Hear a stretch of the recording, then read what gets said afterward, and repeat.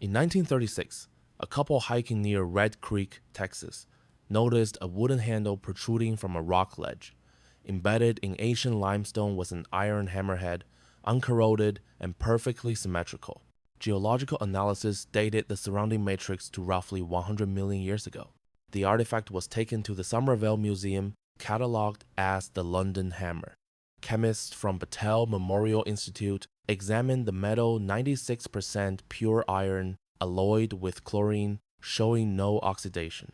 No known smelting process could produce such purity without modern technology. Skeptics argued the rock had reformed around a colonial-era tool, but X-ray scans showed full mineral fusion between matrix and head. The wooden handle's interior carbonized, naturally, suggesting extreme age.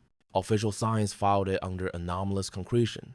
Yet under the glass case, it sits mocking time, whispering of hands that forged before history began. In Lapondin's Samanti Apon, French archaeologist Khalil Masiha catalogued a small sycamore figurine from a sealed tomb near Saqqara, Egypt. It resembled a bird, yet its body had an aerodynamic fuselage, symmetrical wings, and a vertical tail rudder. Carbon dating placed it around 200 BCE. Museum curators labeled it a child's toy, but wind tunnel tests by the Cairo Institute of Aerodynamics in 1969 showed lift ratios comparable to early gliders. Hieroglyphs from the same chamber mention the sky chariot of Horus. The artifact, museum number JE33109, contained no pigments or religious markings, only perfect balance. Skeptics blamed coincidence, but replicas scaled up to human size achieved sustained flight in tests. Egypt's Ministry of Culture briefly removed it from display, citing reinterpretation. Still, the little wooden craft hangs suspended half bird, half aircraft, staring into the vacuum of forgotten invention. In 1958, a farmer near Lake Titicaca in Bolivia unearthed a large stone bowl half buried in clay. Inside were engraved symbols, some in Proto-Sumerian cuneiform, others in an unknown Andean script. The artifact, dubbed the Fuente Magna Bowl, was taken to the Museo de Metales Preciosos in La Paz and briefly examined by archaeologist Max Portugal Zamora. Stratigraphic context suggested burial before 2000 BCE, impossible given that Sumer lay 6,000 miles away. Petrographic testing confirmed local sandstone, but isotope traces hinted at coastal salt exposure. Linguists attempted translation. Phrases emerged: temple, priest, lord of creation. Orthodox historians called it a forgery, yet no evidence of modern tooling appeared. In 1999, Bolivian researchers conducted 3D mapping that confirmed the carving's weathering matched millennia of exposure. 2 scripts, 2 continents, 1 story, a language that somehow remembered both sides of the ocean. In 1938, Chinese archaeologist Chi Pute led an expedition into the Bayan Karaula Mountains on the Tibet-Sichuan border. Inside interlinked caves, his team uncovered 716 stone discs, each about a foot wide, with spiral grooves carved into their surfaces. When magnified, the grooves revealed minuscule hieroglyphic symbols too regular to be natural. The Beijing Academy dated the cave strata to around 10,000 BCE. Official reports claimed the discs were ritual objects, yet spectrographic analysis at Xi'an University showed traces of cobalt and iridium elements used in high-resonance alloys. The grooves emitted faint electric responses when charged, like storage media. Scholars dismissed the results as measurement errors, but the data vanished from archives soon after. Local legends speak of Dropa, pale visitors who fell from the sky and could not return. The discs remain locked in provincial storage, unlisted, unread, and quietly waiting. In 1901, sponge divers off the Greek island of Antikythera found bronze fragments tangled in coral 40 meters beneath the Aegean, reassembled decades later in the National Archaeological Museum of Athens. The object revealed precision gears, inscriptions, and astronomical scales.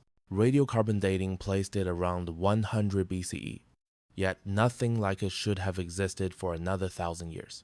Early scholars thought it was a navigational tool.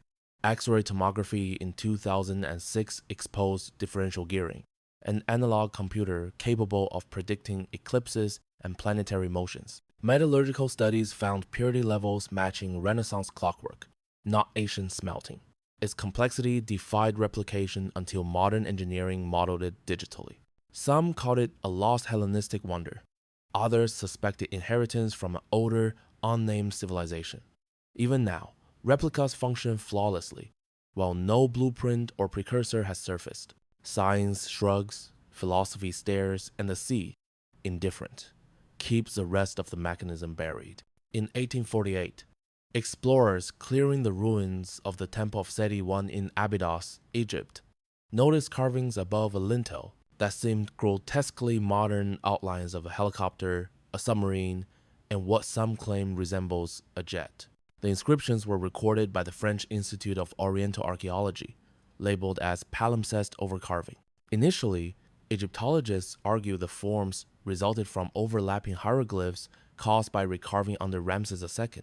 Yet, high-resolution spectral scans in 1999 by the University of Hamburg showed clean, unweathered edges implying simultaneous carving, not layering. Limestone samples dated to around 3,000 years ago showed no signs of modern tempering. The anomalies forced debates: coincidence, pareidolia, or deliberate encoding. Some theorists whispered of memory of flight, ancestral knowledge, surviving floods, or visitations.